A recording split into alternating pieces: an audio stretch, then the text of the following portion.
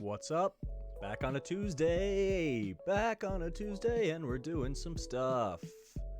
Talking some sports, not knowing what goes on in the NFL, yeah. No one has a clue, let's be honest.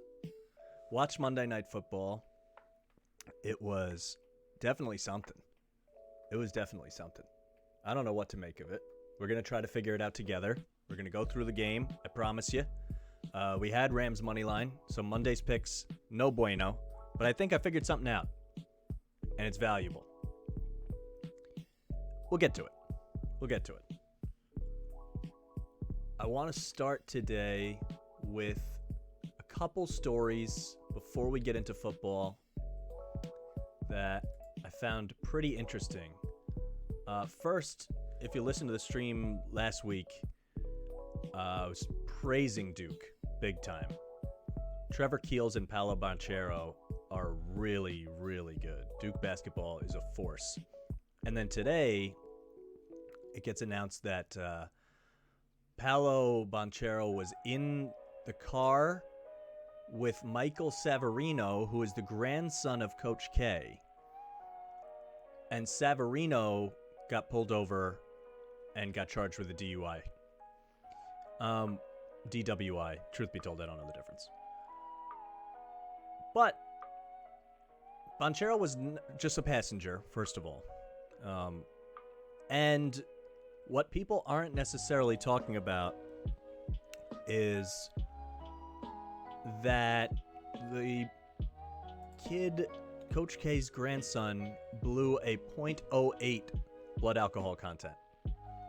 A .08 is what the legal limit is. I don't exactly know what it is in North Carolina.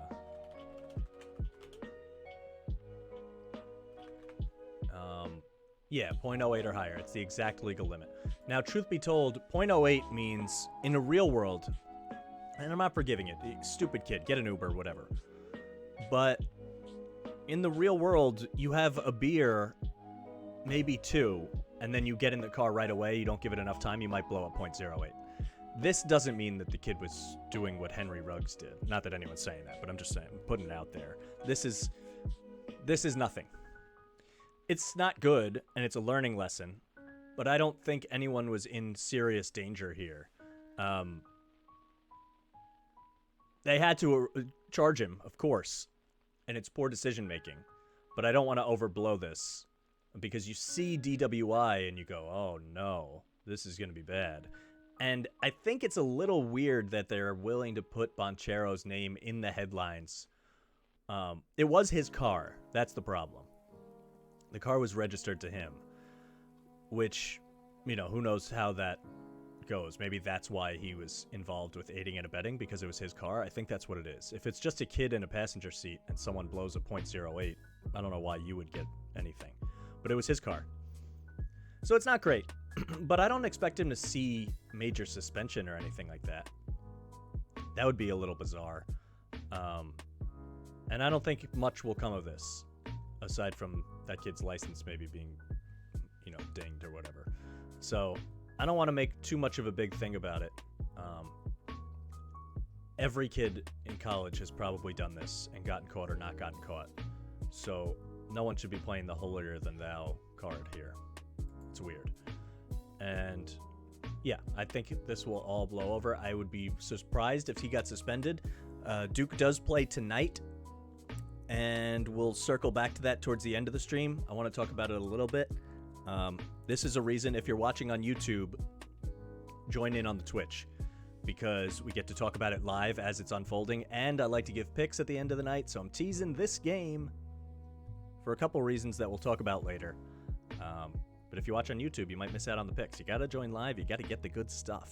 We're stumbling on NFL, but we're going to get back there. Everyone's stumbling. It's not just us. Anyway, so that's the Duke spiel. Also, Baltimore Ravens cut Le'Veon Bell.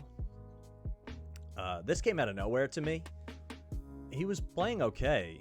I guess this means that Latavius Murray is ready to come back, who I've been saying is important to them, and it really showed in that Miami game. They need him. Not that he's a superstar, but he has more in the tank than Le'Veon Bell, it seems. So it'll be Latavius Murray and Devontae Freeman the rest of the way. And this is also a reason why we'll get to waiver wire fantasy football stuff at the end of the stream also. This is a reason why you don't rush to pick up a guy just because he might have opportunity. If you're in a pinch, maybe for a week, but I don't think Le'Veon Bell helped anyone win a fantasy football week. I'd be very surprised. And I think it's important to stay realistic about these things. Same thing happens with the Titans. We'll talk about it later, but when it's a three-headed committee, it's like, do we really want any of these people? NFL also announced today that they could add a sky judge to fix the recent officiating woes. Here's the thing. I don't like replay. If you've heard me talk at all on stream or off, I have a crusade against replay. It takes too long. They still screw the calls up. It blows the momentum of the game. And I'm not big on the human error argument. That's not why. I just don't like the momentum to be blown, and we have to stop, and we have to go to the sideline. We have to figure it out. It all sucks, and they still blow the calls. So it doesn't really fix anything. And this just feels like putting a Band-Aid on a gunshot wound. And I don't know if people mind the replay as much as I do, but this is my opinion. It just bothers me so much. Every 2 plays, we got to wonder if the play is going to stand, if we're going to have to wait, we're going to go to commercial, blah, blah, blah. It's all sports, not just NFL. But NFL is really trying to go further and make sure, we got to get it right. We got to get everything right. Maybe you just don't. Maybe you just train the refs to get it as good as possible in the first place, and you move on with that. And if you're telling me that this sky judge can just quickly overturn a stupid thing because he's watching from headquarters, then I'm okay with it if they do it the right way, but I have no trust that they're going to do it the right way. And because of that, I just see this becoming more stoppages, more questions of what can we and what can't we review. Are we going to review penalties now? It seems like that might be in the mix, and that creates a whole slippery slope. And it just feels like already when I watch the NFL, it's like, all right, I have to wait, see if there's going to be a flag. Oh, touchdown, sick. Now wait 5 seconds and make sure it actually happened. And this just feels like exacerbating that problem. And then in the fourth quarter, it's going to be like, okay, it looks like he got in, but let's everyone go to the sideline. We get a free timeout for both teams, and let's just chill out, go get another drink, and come back, and maybe you get to see the rest of the game. It just bothers me. And momentum, I think, is so, so important in sports. And this just feels like they're trying to fix a thing that doesn't even necessarily need to be fixed. It's fine. But if it's just if they did this and took replay away from the coaches and away from the stuff on the field, then you can get me going in the right direction, right? But I don't think that's what they're trying to do here. I think they're just trying to add more, and that scares the crap out of me, if I'm being honest. So I don't know about this sky judge stuff, but there's potential for it. I just never see the NFL meet that potential. They need to do what tennis does. Tennis, the guy raises his hand, they shoot the eagle eye down, they show the ball, they show the line, out, and we move on. That's the end of it. If the sky judge is going to do that, if he's going to say, roughing the passer penalty, and then they're looking at every single play, which they should be because we're doing it at home, it takes 2 seconds, and then we're talking about it on stream, and it's very entertaining and fun for you all, then they should be able to see that, know that it wasn't a roughing the passer, and get it out of here. Whatever gets the Titans in the Super Bowl, I'm here for. You know what? Actually, Ryan Tannehill, if you watch that game, he got a roughing the passer call on, I'm pretty sure he threw an interception on that play too, in the end zone. I hope I'm remembering that right.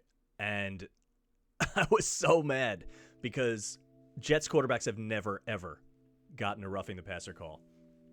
So I guess that does... it does aid the Titans. Do you think they can go to the Super Bowl? They're 8-2, but I'm like, they lost to the Jets. What are we doing? They're good, I guess. The AFC's wide open.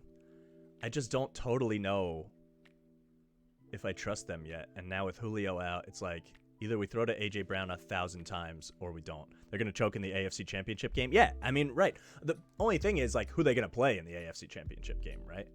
Like, we can go to the standings quickly. And it's like, just matchup-wise, if they play the Bills, they're probably going to get smoked. The only thing that the Titans have going for them, if Derrick Henry pulls like a Willis Reed, he's coming back on a gimpy leg and runs for 200 yards after the surgery, then you're scared of them for sure, because their defense looks pretty good. Byard is really good. Like, they have some good players on defense. But I don't know. Like, even if it's Titans-Patriots, I don't necessarily feel good about having to coach against your old disciple. Belichick probably has the edge there. Titans could beat the Ravens, probably. That would be a good game. They should run away with the division. I mean, I think they can handle the Colts. I don't know if they want to play the Chiefs, really, but they did smash them. So, I don't know. I could see the Titans being a team that makes the Super Bowl and then just gets, like, slaughtered by Dallas or Tampa or the Rams. But we'll get to why the Rams are terrible in a second. So, already handled the Colts twice. Yeah. Yeah, they're better than the Colts. Although the Colts are sneaky good, too. And it's hard to beat a team 3 times. If they had to play in the playoffs, that would be interesting. But I don't know. The three-headed monster of AP, McNichols, and who's the other guy? Deontay Foreman, who I feel like played at Texas 15 years ago and still is playing somehow. Yeah, high quality backs. I just... I don't believe in any of them in fantasy either. We'll get to that at the end of the stream. But, like, if you were thinking about, like, oh, maybe I should get AP. He gets 10 carries a game. They should grab Le'Veon Bell. Yeah, I don't know. I don't know about all that. Just add all the former crappy running backs like the Ravens are doing and then cut them. They just need Henry to come back. Like, it just is what it is.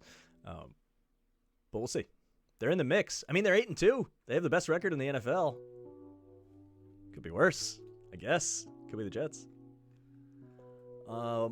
What else did I want to touch on? Oh, Noah Syndergaard, the Mets let him go. Call up Lendell White. He was good for them for like a game. Was he actually? Let's look. I remember him having like a second where it looked like he was going to be okay. Oh, yeah. Wow. Oh, wow. He ran for 1,100 yards and 7 touchdowns in 2007. What the hell? Wait, he had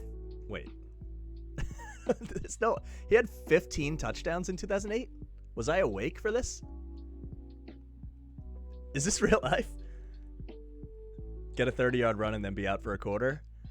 Yeah, I mean, what? 15 touchdowns? 2008 rushing leaders. Was that the Sean Alexander year when he went insane? Or, oh, Michael Turner. D'Angelo Williams had 18. Michael Turner, Burner Turner, 17. Brandon Jacobs, 15. Lendell White, 15. I mean, that's crazy. 15 touchdowns. What the hell? Look at these names. LaRon McClain with 10 TDs. Tim Hightower. Has it been this long since 2008? What's going on? I can't believe Lendell White's stats. That's nuts. That is nuts. I thought he had like a game where he looked good. 15. What was that Tennessee team like in 2008? Oh, of course. The Kerry Collins year. Sure. 12. He had fewer TDs than Lendell White did that whole season. And they had CJ2K, who had a good year. They had 24 rushing touchdowns. So they've just been running the ball nonstop forever, I guess. I never really noticed that. Fumbling Kerry Collins, baby. Yeah. Speaking of DUIs that we talked about with Paolo Banchero, this is really coming together nicely for this stream, so way to go. I mean, wow. Wow. I don't know what to say. Who are the receivers? Keith Bullock was still in the NFL. Oh, wow. Receiving receptions. Bo Scaife. They didn't have a real receiver. Justin McCarron's, former Jet legend. Algie Crumpler. How about this? What was their record? They were 13-3. This is, I mean, maybe no one has ever known anything about the NFL ever. Because if I look at this roster, I'm like, I don't know, 6 wins? This is nuts. Absolutely nuts. And they lose in the playoffs. Let's see the box score. Of course, Joe Flacco throws a 50-yard pass to Derek Mason. Is that the year he fumbled in the playoffs? I don't know. We could go to the play-by-play. The Crump.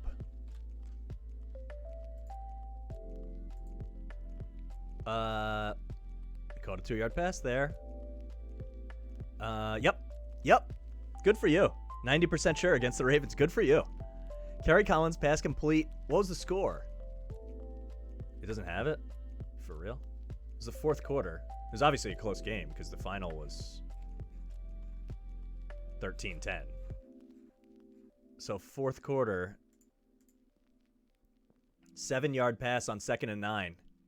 Tackle by Jim Leonard, another Jets legend. Crumpler fumbles. Recovered by Baltimore. To this day, I hate him for that and forever wish him the worst in life. Wow. Man, I love Tuesday, Wednesdays, and Thursdays. Nice sweatshirt, Mush. Thank you. Beatles. Monday and Friday are such full recap and look forward days, but Tuesday, Wednesday, Thursday, you never know what you're going to get. You get a little algae crumpler wayback machine. This is great. Who knew? Yeah, and that pretty much lost them the game. There's 9 minutes left in the fourth quarter. You can't do that. And they muffed the punt. And then they kicked a field goal to tie the game here. And then Flacco gets them down to kick a game-winning field goal. And tried to go deep twice to Bo Scaife with the game on the line, but didn't work out. Okay. Well, who's the Titans tight end now? Ferkser? Maybe history will repeat itself. If we get an AFC Championship game, Ravens-Titans, and Ferkser fumbles in the fourth quarter, you know where to come back to. Check it out. MikeTheMush on YouTube. Anyway, the Mets didn't sign Noah Syndergaard, and I think the qualifying offer was $18 million, and he gets a 1-year, $21 million deal, and they wouldn't. Either he just didn't want to go back, which good for him, or they just didn't want to pony up an extra $3 million. I just don't think this. I think he's just finished pretty much. He just missed 2 years, and he's been so injured and banged up that I just don't think this matters. But I have a lot of Met fans that were like, "Why didn't we bring him back?" And I agree. For 1 year, you pay the $21 million and you see what happens. Give him a chance. You kept him through the 2 years of rehab. Now, as soon as he's actually ready to pitch for an extra $3 million, they're like, no.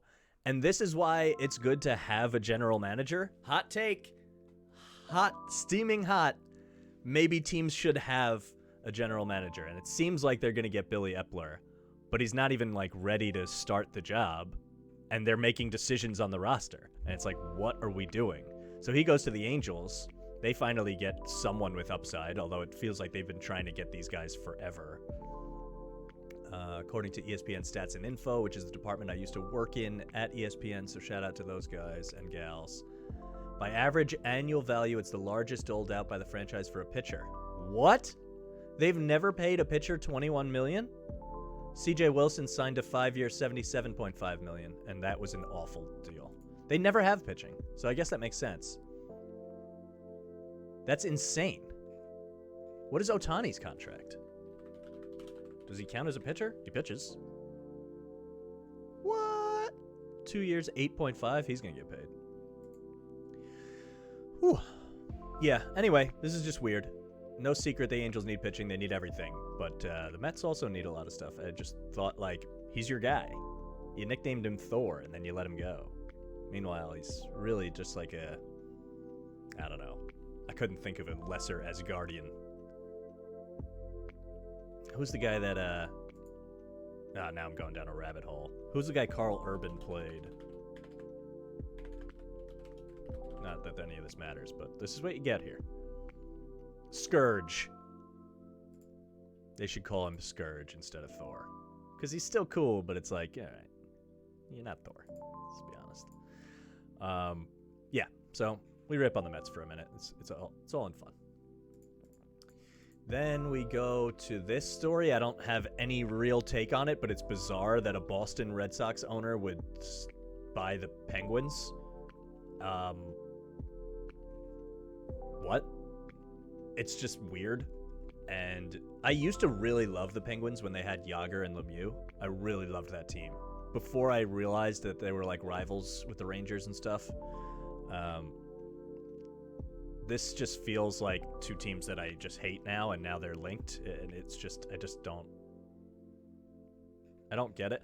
It also is insane that someone has that much money. I know it's a group, it's a Fenway Sports Group, but like, NHL teams worth. I would imagine the Penguins are pretty high up here. Stop it. Forbes is terrible with pop-ups. They really are. Rangers, Leafs, Canadiens, Blackhawks, Bruins. Couldn't buy the Bruins, I guess. Oh, wow, the Penguins are lower than I expected. 11th, $650 million, compared to the Red Sox, which are worth, like, a lot more. So I guess this is just a drop in the bucket. And if you can get another team, like, why wouldn't you do that? Red Sox are in millions, so they're worth $3,465,000. They're the third highest. And the Penguins are worth $650 million. This is a good, quick segue into tomorrow. I'm going to try my best to stay on point and not go down rabbit holes and do a full stream on my favorite sports league and why it's better than all the other ones. So come back for that. Anyway, I don't know. I don't have a good take on this. Let's talk about Rams-Niners. I'm going to try to make sense of this. First of all, I saw it in the Reddit thread. Jimmy G is 5-0. 5-0 against the Rams in his career. 68% passing, 1,200 yards in 5 games, and 8 touchdowns. Not that those numbers are mind-blowing, but to be 5-0 against the Rams is really something. And I'll get back to this in a second because there's a weird carousel in the NFC West of teams that beat each other and just continue to beat each other, whether it makes sense or not. So here's the thing. I identified this trap yesterday and dove right into it. I thought it would be a close game, and I thought the Rams would score a lot because the Niners secondary is bad, right? It's not good. And I still don't think it's good. But the same thing happened last week. It felt like a replay of the last game. And this is another one where the final score isn't necessarily indicative of what happens here, right? And I feel that way about a lot of games. And that's kind of what I want to do here, is try to get to the heart of it. Because the truth is, if you fall behind against the 49ers, who have an insane run-blocking, zone-blocking scheme, that's their whole deal. You have Kittle blocking and destroying people. Speaking of which, someone has to have it. Yeah, look at this. Look at George Kittle just eat Von Miller alive. Sit. Sit. He did this all night. He crushed him. This is your dude. I mean, whoo. So you have that run blocking scheme, and their run numbers aren't even that insane. It's just that they stick to it. To me, the carry numbers are just as important as the yards per carry numbers, because I find it really telling that even if you run for 3.5 yards, if you did it 44 times, it obviously means things were going well. Yes, they had a lead, so of course they can do that. But look at this. The Rams run at 5.2 yards per carry, but only get 10 carries. You can't do that. They're behind the whole game, but you can still run it through the third quarter, Not till the fourth quarter do you need to abandon it. And I know the Rams don't run a lot to begin with, but there's something to that. And when you fall behind early for whatever reason, and they did, it was 14-0 before you blinked. Same exact thing in the Rams-Titans game. It's going to be hard to work back against the Niners who are playing confident downhill power football. So I get all that. And when the spread didn't move yesterday from 3.5, I thought it should have been higher, and that should have told me to take the Niners with the points. We didn't, and I just believed that the secondary would get in trouble and Stafford would be able to pick them apart. Now, Kupp did well. No one else did anything. Are they really missing Robert Woods here? Beckham had 2 for 18, including getting targeted deep on the first, which isn't his fault, but on the first interception, he gets targeted ultra deep, and it's nowhere close. And you just got to wonder how much they're going to end up missing him. I mean, I don't know if Van Jefferson or Odell or Tyler Higbee are going to be able to get 10 catches in a game, but Woods definitely could have. And this was a secondary that was ripe for the picking, especially when you're behind. You would have thought that they could do something. They only sacked Stafford twice. It's not like they were pinning their ears back and killing him. I mean, they got 4 hits on him. And Bosa played a really good game, for sure. And they do have Fred Warner, who's one of the best defenders in the league. They have good players. It's just that Josh Norman is starting for them at corner. Like, I don't understand how you didn't pick them apart at all. And we go through the play-by-play, and it's just a perfect storm of, like... And I want to go back to the Titans game, too, and compare them a little bit. So let's open that, and let's open this, and go to the play-by-plays for both. Because you see similarities in them. The Titans game is also Rams score on the first drive, or their second drive, but they're also down 14-3 here after interception and interception for a touchdown, right? Interception here and interception for a touchdown on the next one. And they were both in the red zone and ugly. And all of a sudden you're down 14-3 and you can't manage to claw back in the game because now you have no balance. You're just throwing constantly and the other team knows it. Okay? So then we look at last night. Interception. This at least wasn't in their own zone because it threw it horrible throw trying to get Beckham involved, forcing it big time. But either way, interception, they're down 7-0. Pick 6, they're down 14-0. In the other game, it was 14-3. Right here, after the pick 6. And in this one, it's 14-0. And the same exact thing happens. They just never get back in the game. They just really don't.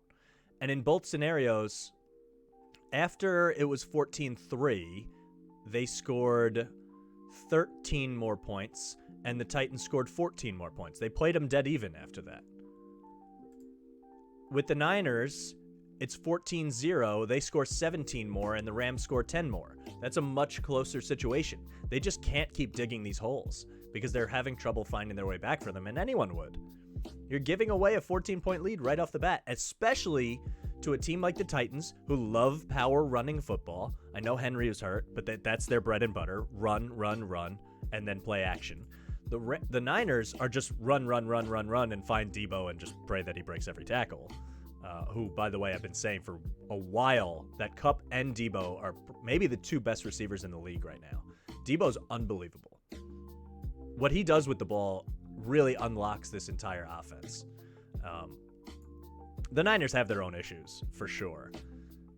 Elijah Mitchell got hurt. Who knows what's going to happen with him? I think he got pinned in his finger or something. Maybe he'll be able to play through it. Jeff Wilson's back but didn't do anything. If they're down another running back, that's a little bit ugly. But this just got away from them early. And you can throw this onto the list of games that made no sense. We can go through that list right now. And it started in week 8 with Jets beating the Bengals right here, right? That was the beginning. So that's 1. Then you got Broncos over Cowboys is 2. You got Jaguars over Bills is 3. And You got... So what they have come on done is impressive. Just cut it out. It's been open for so long. 3. What else we got? And then we go to week 10, which had Dolphins 4 over Ravens. It had Washington over Bucks is 5. I think the Eagles over Broncos was a little wild. And then you have the Niners over the Rams. 6. A 6-pack of games over 3 weeks that seem completely nonsensical. But this one, of all of them, makes the most sense to me. I can get this one. Shanahan just owns McVay. They just crushed them. So that's something. They know the running scheme's going to work against this defense. For whatever reason, they're able to isolate Aaron Donald. He didn't even lead the team in tackles, which is semi-normal, but he still had 8 tackles, but it didn't feel like he was eating the game alive like he normally does. Von Miller didn't look good against the run. I think they're going to realize that Von Miller is just a pass rusher now, and if you can run straight at him, teams might follow that. So we got to see what happens. A'Shawn Robinson's a good run stuffer, they should have been better. They really should have been better. And Debo looked good against Jalen Ramsey, but that's, Debo, it almost doesn't matter who the corner is. He's so physical that he can get a 3-yard pass and turn it into 30. It's not about running perfect routes and getting little windows. It's different with him. I don't want to call him a gadget player, but he has some of that in him, and he's unbelievable, and I love him. And he wrecked this game offensively. And so did Kittle. Kittle being back and healthy for them. Their offense was never the total problem. I thought the Rams D would play better than this, but they spotted them 14 points, If they don't do that and the Niners score 17 or even 20, you're like, okay, the defense played fine. Especially with the Rams just punting a lot. So, yeah, I mean, the Rams do join the I don't know what's going on in the NFL club, but the line was fishy. Should have known better. A weird thing that the Rams did here, which either tells me they have no idea what's going on or we're just trolling. They're down 20. This is after the field goal. They're down 24, which is 3 scores. You can get 8, 8, and 8, right? That's as much as 24 is as far as you can be behind and still think you have maybe a chance of winning the game. The Rams get down to the 19 with 4 minutes left. There's a chance at a miracle comeback, but it's 4th and goal from the 19. First of all, you can't take this sack on 3rd and goal on the 8. But even if it's on the 19, I don't kick the field goal. The field goal doesn't do anything. It brings it to 21, which is still a 3-score game. It doesn't save you a possession in any capacity. All it does is remove the need for 2-point conversions, but you're not going to get 3 more possessions in 4 minutes. So what they have... I don't understand this. Does he just want his kicker to get reps? What is that? He's scared of the 4th and 19, but it doesn't make any difference. Are you not trying to win the game anymore? Was that like waving the white flag? Because if that's the case, then just go for it anyway. I didn't get that. That is really that is more alarming and confusing than them actually losing the game to me. That was really bizarre. So yeah, I get it. The power football, it beat the Rams down. The game plan looked good. They just had everything over the middle. They picked on the linebackers instead of trying to pick on Donald and Ramsey. They were constantly picking them apart over the middle. Kittle and Debo every time. Nothing to the outside. 12 targets on 19 passes, And then the other ones were Ayuk, who also thrives over the middle. Juszczyk, who's a fullback and a check down. And Jawan Jennings got some dump-off targets. But these 3 are checkdowns for sure. I'm sure some of Ayuk's were. So you're talking about 90% of their passes attempted were just running slants over the middle and in routes and trying to beat corners and linebackers in coverage. That's how you need to attack them, So you combine that with the power run at a pass rusher, and it starts to check out. I do think the Rams should have been able to throw it and score. It's alarming that they weren't. I wonder how much they miss Woods. But even with Kupp, they should have been able to do something. And it was just bad.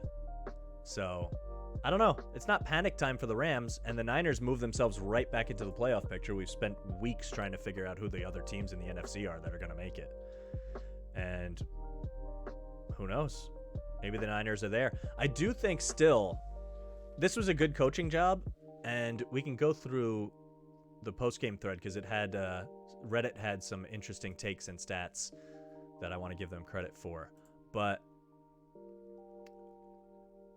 I do still worry about the fact that the Niners aren't going to win a Super Bowl this year, and they traded up to get a quarterback who they're sitting on the bench. Meanwhile, he could be getting reps in these games. He didn't even see the field. So was he active? I mean, first article, NBC Sports, Cam's 2D TD return shows why 49ers need to play Lance. I actually agree with that completely. A lot of people asking why he's not starting.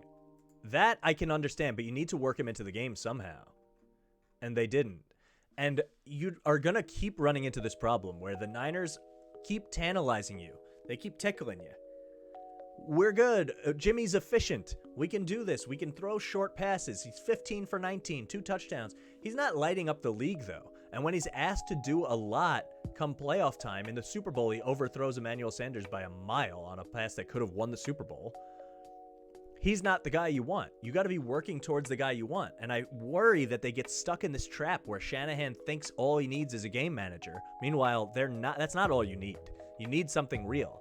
And I don't think Jimmy is that guy still. Maybe it looks better if they have all their running backs. Maybe, whatever. If their secondary is better and they hold teams down, Jimmy is the game manager that can get you far. I get it. He's not awful. It's just that, are you working for the peak or are you working to try to sneak into the playoffs? And to me, if you're working to try to sneak into the playoffs, that's a bad sign. So I just worry that they're going to get caught up in this. And they are going to, right? Because Jimmy's not going to lose the job after this win, ever. They're going to go in, smash the Jaguars, and then they're going to be 5-5. They're going to be gearing for the playoffs. They can beat the Vikings. It's a home game. They finally won a home game, by the way. Niners hadn't won a home game in forever. So even if you lose this Vikings game, you're 5-6. You go at the Seahawks, gigantic game. And the only way Jimmy gets benched is if he struggles horribly in the Vikings and Seahawks game. But I don't see that because you'll still look back and say, well, he beat the Rams. So I think this whole year is just Jimmy's. And I guess they planned on that from the start, but then don't trade up and waste a year of a young kid. I don't love what they're doing, even off the back of this win. So I like them as a team. They're fun. I have Kittle and Debo on my fantasy team. I stormed back from down 60 yesterday. I had Kittle, Debo, and Kupp against Odell Beckham, and it came through. Very nice. But, yeah, I don't know. The Niners can beat anyone if they get ahead in the game and they get spotted 2 early interceptions. But this interception was truly putrid. It was a punt, basically, on second down. And then this interception tipped off of Tyler Higbee. So I'm not going to crush Stafford. But something's up. I think there's a chance they're just mentally drained after that Titans loss. I think they have a bye next week. And there's a possibility that they need a break and they need to get back in the gym and just regroup. And maybe they started to, as Sam Darnold would say, see ghosts when he throws 2 picks again and they're down 14. They spot the other team 2 touchdowns again. So this is just a perfect storm of this is not what you want to do against the Niners. You don't want to give them confidence and a lead because they'll run downhill on you and then just be able to work stuff over the middle. And good game plan, good for them for sure. They earn the win and they get themselves back in the picture. I don't think this kills the Rams. I think it's a learning moment. But it scares me that they can't throw against a bad secondary. This is the same exact way I feel about Tampa and Washington. It's okay, I get what happened. Their defense is vulnerable to a certain thing. The Rams are vulnerable over the middle, it seems. We'll see if other teams can capitalize on that. But the Niners just have the personnel to do it. I don't know if everybody does. No one has Kittle and Debo. But maybe some teams try to play copycat. They probably will. We'll see if the Rams adjust. But it's similar in that the Bucs secondary is their problem. It's a different problem, but it's the same. That the other team can just keep moving the ball, and you would think that your quarterback and your passing attack can just get it together against a bad defense. But when you're down, it's hard to come back. And these teams in the NFL seem to be too good. It might just be an underdog year. Maybe we're taking too many favorites, you know? We'll consider that on Friday. So anyway, that's that. There were a couple things in here that I wanted to touch on. Niners got beat by Colt McCoy. Cardinals and Colt McCoy got beat by Cam Newton, and the Rams get beat by the Niners. It is interesting. Let's see. There was something else. McVay's career to this point has been like a better Kyle Shanahan that consistently gets beat by Kyle Shanahan. Correct. I like that. ABCDEFG on Reddit. Way to go. Reminder that in 2000, this is the one. 2016, the Niners went 2-14. 2016 Niners, they beat the Rams twice with 2 wins. They only had 2 wins. Week 1, they beat the Rams. Week 16, they beat the Rams. They lose every other game. That's nuts. They just own them. I should have known this. This is on me. Monsters check under their bed each night for Deebo Samuel. He's awesome. He really is awesome. I think there was one other. Yeah, Shanahan owns McVay. Yeah, McVay owns Pete Carroll. They haven't lost to the Seahawks in a while. And Pete Carroll owns Kyle Shanahan. So let's look at... Let's go back. Niners, have they played the Seahawks yet? They did, and they lost. So Pete Carroll owns Kyle Shanahan there. How about last year? Seahawks, loss. Seahawks, loss. That's 3 in a row. Seahawks, loss. Seahawks, win. 4 out of 5. And now we're getting to teams that are totally different. But Seahawks, loss. Seahawks, win. But still, 4 out of 5 times Pete Carroll has beaten Kyle Shanahan. And then you look at Pete Carroll and McVay, and you start to just see this pattern in this division of like, oh, this is just going to keep happening because these coaches have figured each other out.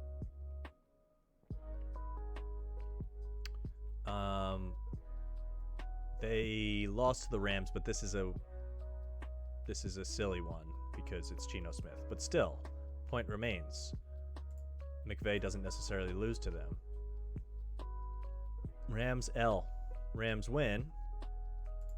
I don't know if this one holds as much water. Rams win. Rams L.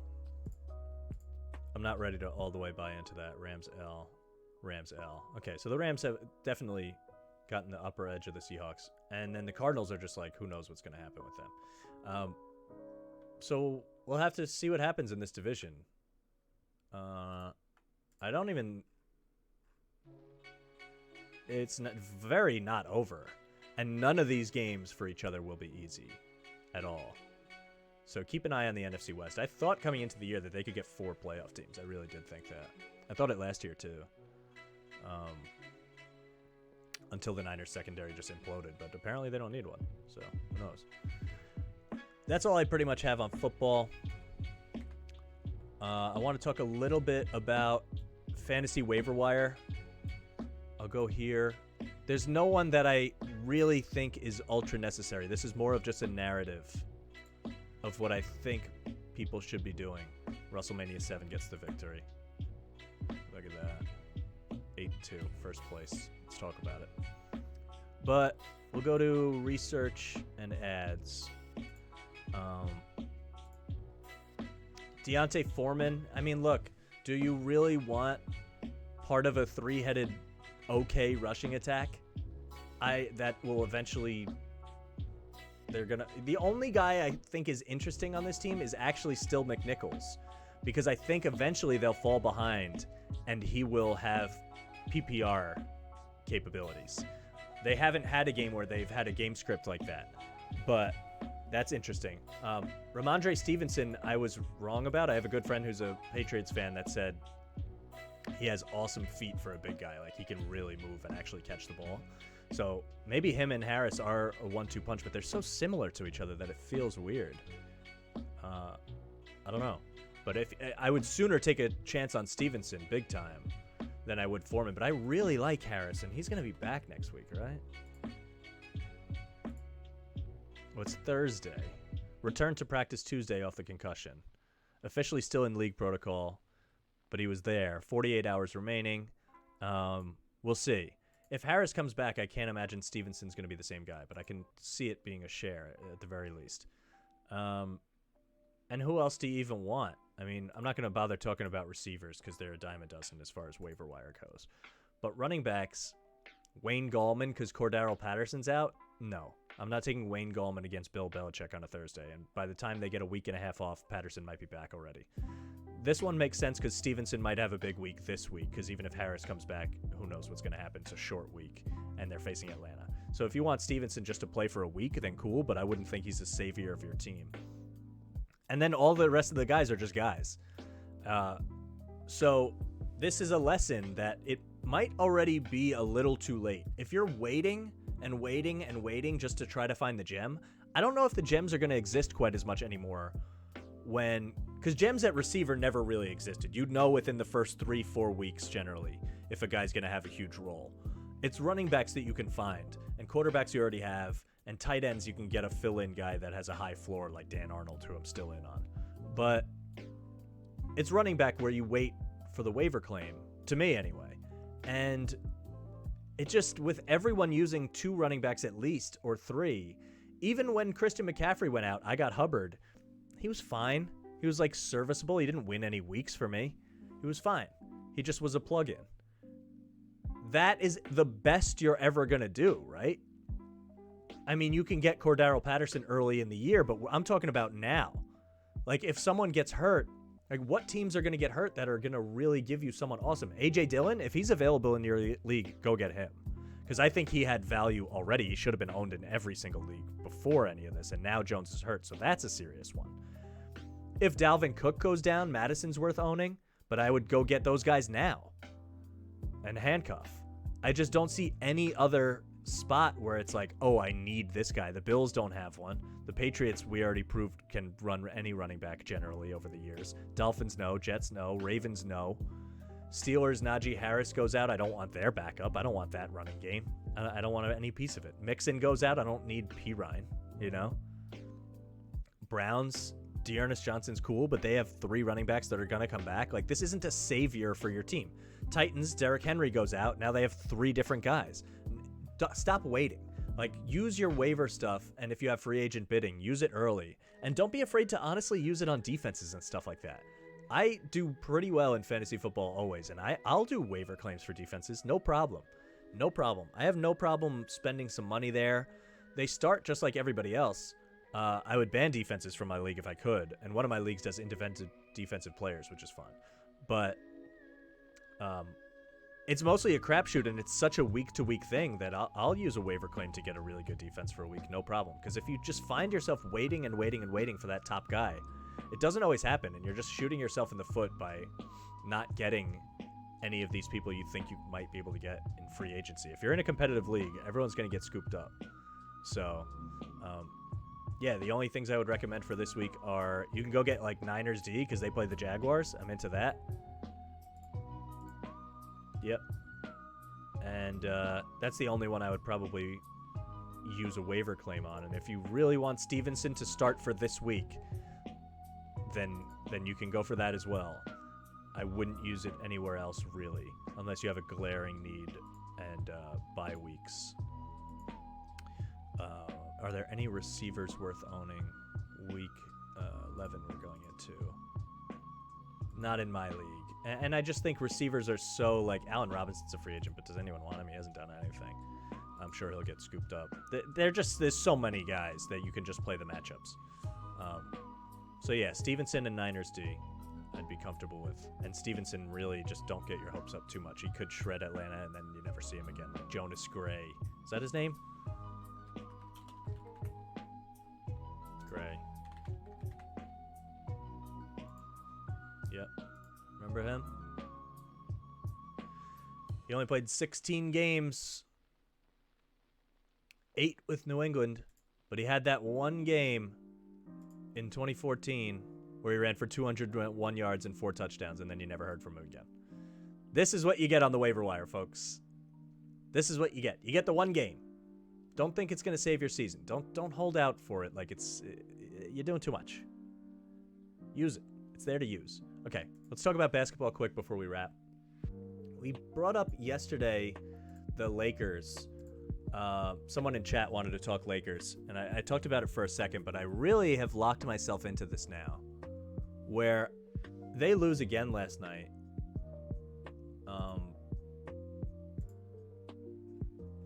Let's see where it is. Yeah, they get smoked by the Bulls, who are great, but LeBron's still not playing. So again, like I said yesterday, you can't take anything when LeBron's not on the floor, right? And Horton Tucker is back, and he's looking pretty good. So this is really important for them. I see that being a really important thing. But I'm standing by it. I'm sticking to this take. If you put Russell Westbrook in a spark plug bench role and let Davis and LeBron run the show, and when they're resting, have Westbrook come in, play 25 minutes a game, I don't care how much money he makes is irrelevant. That's already gone. And his ego needs to be put aside, and I don't know of anyone who can do that better than LeBron James. He can talk to him. He can make him buy into this. If they buy into having the LeBron, Horton Tucker, Davis, Carmelo, and then sometimes you'll get Wayne Ellington shooting hot. Sometimes you get Malik Monk. Sometimes you'll put Rondo in. Maybe you go get another point guard to start because I don't think Rondo's the guy. But it doesn't have to be someone awesome. And maybe you go get some shooters. And, you fix the role players throughout the season at the trade deadline and with the buyout window. But if you have Westbrook command this bench, throw Dwight in there with him, let them run together. You can have Ellington and Monk as shooters around Westbrook. And he doesn't have to worry about anything. He doesn't have to worry if he turns it over the bench. It's a bench mob. That's what we want them to be. And then you get a fresh, if he plays teams 500, and if he's hot, you keep him in and you rest LeBron a little more. But I don't know if down the stretch of important games, the three of them can play together with Westbrook, Davis, and LeBron. I just don't know if that's ever going to be better because Westbrook shouldn't have the ball in his hands, and he can't do anything if he doesn't have the ball in his hands. He doesn't play good D. His athleticism is still great, but it's waning. His jump shot is worse than it has ever been, and it was never good. And so there's a role for him here. Can Frank Vogel have the balls? Frank Gogol Bordello? Can Frank Vogel have the balls to make this happen, or can LeBron? I don't know, but I want to see it. I really want to see a world where it's Melo to space the floor, LeBron in, get a de facto point guard that can shoot, a Derek Fisher type. I'm sure he's still available. You can go get someone like that. I don't know who it would be, and I don't want to go through the rosters now to find it. But then move Westbrook into this spot. You can have Rondo play or not. Maybe Rondo's the guy that can start with them. I don't know. I think you need more shooting than that. And Horton Tucker can help. And you got to tighten this rotation. It's bad. DeAndre can't be playing. Dwight will still be good. Bazemore can't be playing. Ellington or Monk, you got to pick one. You tighten this all up. LeBron comes back. It all starts to work well. I'm not out on the Lakers. I just want to see them. I wish I could talk to Frank Vogel. Someone get him on the horn. Get him on the pod. This seems so obvious to me. And who cares about the salaries? None of that matters. It doesn't matter. When does Westbrook's contract run out?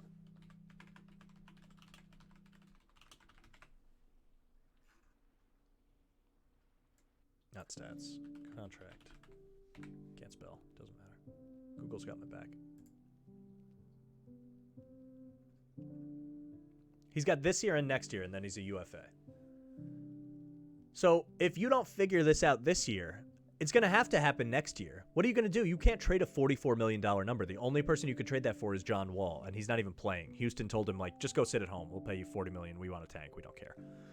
And I just think it's a matter of time before they figure this out. I hope they figure it out sooner rather than later. Maybe they've already figured it out, and LeBron just isn't there, and they just are trying to get through the regular season, and he needs to play minutes. But I think you'll really be fine if you stagger their minutes a lot more and don't play them together as much. And Westbrook just might not be in the closing group, and that's totally fine.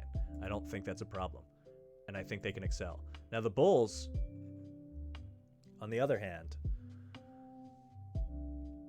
they are just a nightmare because Davis should have eaten them alive And he's just been a little underwhelming. He hasn't played like a superstar this season. And he got ejected in the third quarter for nonsense. He shouldn't have been ejected. But he scores 20 with 6 rebounds. But they didn't play a big man. Like Tony Bradley. Tony Bradley had 9 rebounds and Anthony Davis had 6. You let Tony Bradley out-rebound you. They didn't even have Vucevic. They start 4 guards. DeRozan's a guard. They start 4 guards and they play Kobe White and Ayo off the bench. They have legitimately 6 guards in their rotation playing heavy minutes. Davis should eat this team alive. That's alarming. You got to get him going. And LeBron can get him going. So it all will, But I want to talk about the Bulls because they can force you to play ultra small. You can't have a 4th big. Most teams don't play 2 bigs anyway, right? But even if it's a guy like Julius Randle is the best version of this, right? He's a big. He's a wing, but he's a big. Like, he can't defend DeMar DeRozan. He can't. So what do? The only thing the Knicks would be able to do against the Bulls is to put Randle at the 5. Either you go huge and you just say, we will trade buckets, but we'll win interior and we will out-rebound you and pound you into the ground, which teams haven't been able to do against the Bulls, and it's a very old-school mentality. I don't know if it'll work. Maybe someone can figure it out if they have the personnel. And I don't necessarily think the Bulls are going to win the championship or anything, but they're doing an extreme version of what the Warriors did when they put Draymond at the 5, right? And they're like, we're going small, we're going to spread you out, and we can score. We have good passers. Lonzo can see the court. Caruso can see the court. Levine is willing to pass the basketball when he has actual good players around him. And DeRozan is unselfish. They have 4 people that can all do it. Caruso's not a scoring threat, really, but it doesn't matter because he plays great defense. You have Lonzo and Caruso to play D, and if you can force other teams into a track meet and to put 4 guards out there, a lot of teams don't have 4 good guards, even good teams. Let's go through quickly, who... Do the Nets have 4 good guards? No, they don't. Durant unlocks this all for them, so that's different. But you're going to be forced to play Durant, Harden, Joe Harris, and Patty Mills, or whatever. And that's fine because you have Durant and Harden, but Joe Harris and Patty Mills are getting killed by whoever the other 2 guards are on the Bulls, What about... The Heat are a good team. Do they have guard? They have Hero. They can go Duncan Robinson. They're going to force them into Hero, Duncan Robinson, Butler, and Kyle Lowry. But that's not the way they want to play. They want to get PJ Tucker in there. They want Bam in there. They want to play a little bit bigger. I mean, that's a team that can match up with them, actually, I think. But look at Sixers are banged up, so it's a bad example. The Cavs I like, but I know they're ultra big. What do they do? In an ideal world, they've been playing Lowry Markkanen, Jarrett Allen, Evan Mobley, who got hurt today, sucks. He's going to be out a couple of weeks, but what are you going to do? And Kevin Love. They want to go super big, and the Bulls are just going to spread them out and run them all off the floor, and they're not going to know what to do. The Celtics, they're going to have to play Marcus Smart, Dennis Schroeder, Tatum, and Brown. They have the personnel to maybe deal with that, but Smart and Schroeder, this is it's weird, It's not normal rotations. The Bulls are forcing them into something bizarre, and Billy Donovan deserves credit. He's trying something. He's doing something. 4 guards. We've seen the 3-guard lineup forever now. That's old hat. Where does that come from? Where does the saying old hat come from? Used to refer to something considered uninteresting, predictable. Yeah, but origin. This is important, folks. This is etymology is what I should have looked for, but I don't know how to spell it. Used in the 20th century. All right.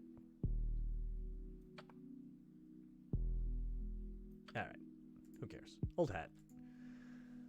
Yeah, I don't know. The Bulls are doing something interesting, and when Vucevic is in there with 4 guards, it almost feels like what the Magic did in 2009? When they had Hedo Turkoglu and Rashard Lewis and Dwight Howard in the middle.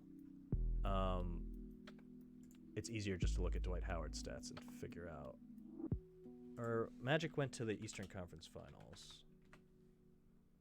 Yeah, it was 2009.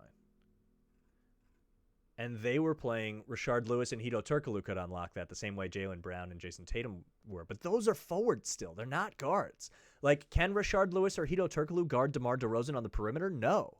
Like, even this doesn't work. And I don't even know, like, Jason Tatum can. He's a good example, and so can Brown. So the Celtics can match up, but they're not as good at it. They're still going to lose that fight. And you can't go big on them. You can't have forwards defend DeMar DeRozan. That's the problem. The Julius Randle example is the good one. Like, he can't guard DeMar DeRozan. He just can't. So what do? I don't know. I don't know what you do against them.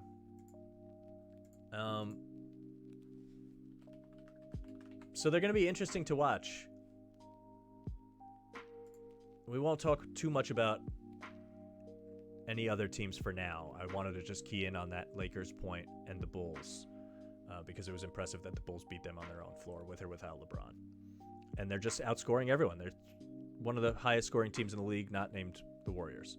They are, pretty much. And the Lakers are up there, actually. And the Kings. Look at that. But yeah, they're just scoring at will and forcing teams to adapt. It's a good coaching strategy, and I want to see how it goes. The key to beating the Bulls will be having a forward that can both play big and handle the perimeter. Like, Evan Mobley is perfect for the Cavs. I don't know if everyone's going to have that lineup unlocked, and maybe teams will adjust to them, and maybe they'll just get beaten up down low. And when push comes to shove, can they beat the Joel Embiids of the world? Can Vucevic handle any of that? Probably not. So maybe it's gimmicky, but people said that about the Warriors in the beginning. You don't remember, but they were saying that. Like, this small ball shit's not going to work. You're just going to get a team with two bigs and pound them down low. And guess what? You just can't do it because you can't guard them, because you can't trade 3 for 2. It's not good. Speaking of which, tonight we get Warriors-Nets. I'm intrigued by this game. It's not a game I'm going to make on my picks, which we can go into in a second before we wrap up. But Warriors-Nets should be a really good one. I'm looking forward to watching it and getting a measuring stick. I think the Warriors are better, and they're underdogs in this game, so if you want to take them plus the points, I totally support that. I just think Curry is going to cook anybody that's there. So there's a chance I dive into that one, just because I'm going to be intentively watching that game. It's going to be awesome. But my pick for the day is actually going to be Duke. They play against Gardner-Webb, and I'll look for the KenPom stats right now to see where Gardner-Webb stacks up. But I know they're 0-2. Yeah, they're 208th in the country. Duke, for my money, is the best team in the country right now. And I know the numbers don't necessarily reflect that, but when they're playing a team that's bad, I see no reason why Keels and Banchero can't just muscle them to death. And I think Duke is undervalued currently. They're giving 19.5, but they're home. I think this is just a route where they get out to a 15-point lead early, and then it just snowballs badly. The only thing that'll screw you is if they pull their guys off the court late and their backups just blow it. The walk-ons get in and blow it, but I don't even think that'll happen. Gardner-Webb's just not a good team, and I'll take my chances that Duke is undervalued right now, and this spread should be more like 25. And if they get to the point where I think they could get to, it might be like 29-30 at the end of the year, and you're getting it at 19.5. So I think they can deal with that. I also think if you're scared of the Paolo Banchero stuff, we opened the stream by talking about him getting this aiding and abetting a DWI charge. If you're scared of that, I get it. But I also think as long as he plays, which there's been no news that he's not going to play. So if I mush this and he doesn't even play in the game and they get smoked or something, come back tomorrow and tell me about it, or comment on the video on YouTube. MikeTheMush. Follow, subscribe. But I think there's something to be said that this kid's going through such a crappy time. He knows he didn't do anything super terrible, but his name's getting dragged through the mud all day long. Headlines are all about him. And as a hooper myself, my post-game's mean. Don't mess with it. I got a lot of pump fakes. I can up and under like the best of them. There's something freeing about just being on the court, I think, and not having to deal with all that stuff. So as long as he plays and he's okay, I can see that actually going his way, where he just unleashes and lets out the emotion on the court. So I'm choosing the narrative again. Duke minus 19.5, home against Gardner-Webb. That's the pick on a Tuesday. Clubs going up on a Tuesday. Duke's going up on a Tuesday. That's a wrap. That's all we got. Follow me at MikeTheMush Sports on Twitter and Instagram for, I'm tweeting all day. I'm just tweeting sports takes left and right. You got to get to them. Definitely subscribe on YouTube if you can, because if you miss the Twitch, I post them right to YouTube afterwards.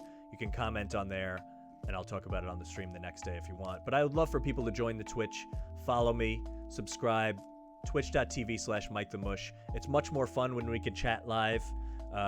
You saw us talking about the Titans earlier in the stream, hopefully. I want to do a lot more of that. I want to get everyone's opinions. I want this to be a community we can build and chat about stuff on a daily basis. So we'll be back tomorrow. And until then,